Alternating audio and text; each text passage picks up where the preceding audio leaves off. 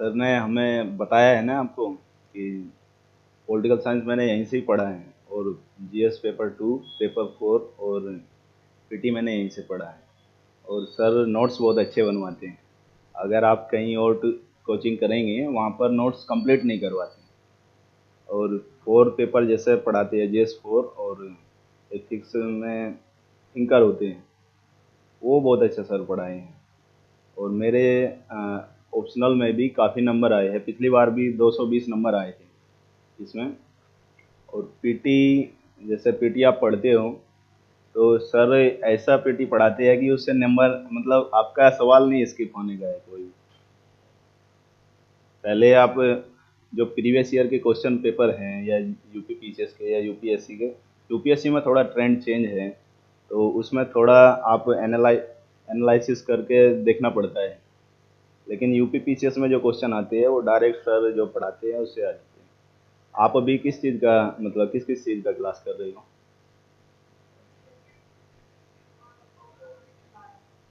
GS और optional, UP PCS के भी लिए प्रिपेयर कर रही हो ना? यूपीएससी और यूपी पीसीएस। तो आप बताइए कि आपको मुझसे क्या क्या सवाल करने हैं, तो मैं वही बताऊंगा।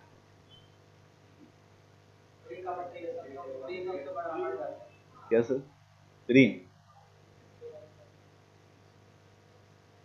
प्री यूपीएससी वाला, उत्तर प्रदेश वाला। देखो क्या था कि उत्तर प्रदेश का प्री जो था, मैंने 2018 से और 2023 तक का मेंस लिखा है।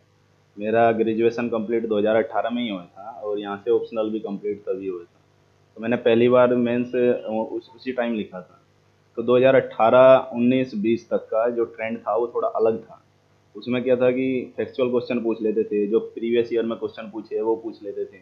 ये अदर जो कोई एग्जाम में क्वेश्चन पूछे हैं, जैसे आप घटना चक्र से मिलाएंगे, तो घटना चक्र से ऐसे कई सारे क्वेश्चन होंगे जो रिपीटेड होंगे। और उसमें ज़्यादा क्वेश्चन आते थे, उसके जनगणना के क्वेश्चन भी आते थे। जनगणना का तो एक पूरा पोर्शन उसमें आता था, जिससे कि पेपर वो भी जो क्या बोलते हैं, मेरिट भी ऊपर चली जाती थी उससे। 20 के बाद में सारा ट्रेंड चेंज हो गया। जैसे ये सब्जेक्टिव तो 18 में ही हो गया था, तो उसी प्रकार से यूपीएससी की तरह इन्होंने किया है। इसमें क्या करिए आप अपने जो ट्रेडिशनल सब्जेक्ट हैं उसके नोट्स आप कंप्लीट कर लीजिए पीटी के लिए। और फिर बाद में जैसे घटना चक्र होता है, या प्रीवियस ईयर वाला का क्वेश्चन पेपर होता है, यूथ पब्लिकेशन वाला, तो एक एक बार आप एग्ज़ाम से पहले उसको रिवाइज करिए, और एक बार घटना चक्र आप रिवाइज कीजिए। और बाकी जो सर के नोट्स हैं उनको तो आप प्रॉपर रट दीजिए पूरा। तो काफ़ी कुछ आपका हो जाएगा उसमें। जो फैक्चुअल क्वेश्चन बाकी हिस्ट्री वाले हैं या ज्योग्राफी के हैं, हिस्ट्री में सर के एक स्टूडेंट रहे हैं, सुनील सिंह, नाम सुना आपने? सुनील सिंह रहे हैं, उनका एक चैनल है, सुनील सिंह ऑनलाइन क्लासेस। वे मेरे ख्याल से जिला खाद्य अधिकारी रहे हैं, अभी हैं, पोस्टेड हैं। तो उन्होंने कम से कम 40 या 50 के आसपास क्लासेस डाली हैं, जो एंसेंट इंडिया और मिडाइवल इंडिया की है। आप उसको देखिए और उसके नोट्स बना लीजिए। उसके नोट्स इतने, मतलब एकदम हर चीज़ में डिटेल में पढ़ाएंगे आपको। और नोट्स आपके कंप्लीट जब हो जाएंगे ना, तो आपको रिवाइज करने में भी परेशानी नहीं होगी, और सारा कुछ उसमें से मिल जाएगा आपको। जितने भी क्वेश्चन पहले पूछे गए हैं और बाद में भी पूछे जाएंगे, वे सब उससे मिल जाते हैं। यूपीएससी के क्वेश्चन भी उससे मिल जाते हैं। जैसे जैन धर्म में कौन किसका प्रवर्तक माना जाता है, मैत्री वगैरह, मंजूश्री ये बोलते हैं ना, तो ये से डायरेक्ट क्वेश्चन उसमें से आते हैं। तो एक बार वो भी आप देख लीजिए। और अब तो जैसे यूपी पीसीएस का पैटर्न चेंज हो गया है, ऑप्शनल नहीं रहा, तो ऑप्शनल का भी फ़ायदा वैसे होता है। मैं इंटरव्यू में गया तो मुझसे सवाल किया उन्होंने कि ऑप्शनल हट गया है, तो इसका कुछ फ़ायदा है कि नुकसान हो गया है बच्चों को?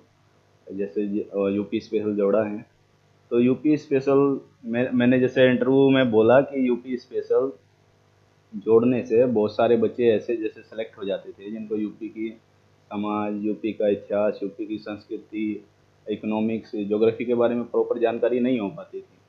अगर ये यूपी स्पेशल जुड़ गया है तो इससे उनको सारी चीज़ों की जानकारी हो जाएगी, और वास्तविक परिस्थिति से मतलब परिचित हो जाएंगे। तो उससे लाभ होगा आपको। इसके लिए आप क्या कीजिए कि 2-3 तरह के नोट्स हैं और बुक्स भी हैं, उससे आप अपना नोट्स कंप्लीट कर सकते हैं। मैं उनके नाम बता दूंगा यहाँ पर बाहर, तो वे आपको बता देंगे, उसमें से आप अपने नोट्स बना लीजिए।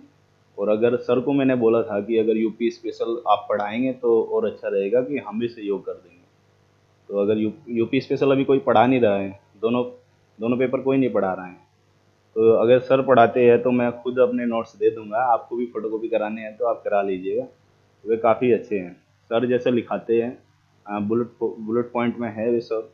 हर एक मतलब उस पे पहलू पर कम से कम 10 पॉइंट मैंने लिखे, उसमें से 4 या 5 आपको याद रहते हैं, बस वो लिख दीजिए। ऐसे आप कीजिए। जब भी आप मेंस एग्ज़ाम देने जाए, प्री प्री तो आपका ऐसे ही निकल जाएगा एक बार, मतलब ज़्यादा कुछ नहीं होता है, बस करंट अफेयर आप थोड़ा बहुत तैयार कीजिए। मैं करंट अफेयर के लिए कभी नोट्स नहीं बनाया हूँ, इससे आपका करंट अफेयर काफ़ी अच्छे से तैयार हो जाएगा। जैसे डिकोड एग्ज़ाम वाला वो कराता है ना, आर ओ का, तो उसमें वो करंट अफेयर भी कराता है यूपी का, वो भी काफ़ी अच्छा होता है। मेंस में आप जाओगे तो खुद ब खुद आपके पॉइंट मतलब याद होते ऐसे ही आते रहेंगे दिमाग में, लिखते जाइए। और बाकी स्ट्रेटजी स्ट्रेटजी है ना, अलग होती है, सबकी पृष्ठभूमि अलग होती है, सबके पढ़ने का तरीका, याद करने का तरीका सबका अलग होता है। तो आप किसी दूसरे की स्ट्रेटजी फॉलो नहीं कर सकते हो, बस आप अपने नोट्स कंप्लीट कीजिए और उसको जितना आप रिकॉल कर सकते हो उतना आप करिए, याद करिए, रिवाइज करिए अच्छे से। तो आप अपनी स्ट्रेटजी बनाइए। आप कब देने वाले हो, इस साल की अगले साल, इसी साल? तो इस साल के आप नोट्स पूरे साल के देख लीजिए, वो करंट अफेयर बना बना सकते हो नोट्स। अगर आपके पास टाइम है, आप रिकॉल कर सकते हो लंबे समय तक का, तो फिर नोट्स बनाने की आवश्यकता नहीं है करंट अफेयर। ठीक है।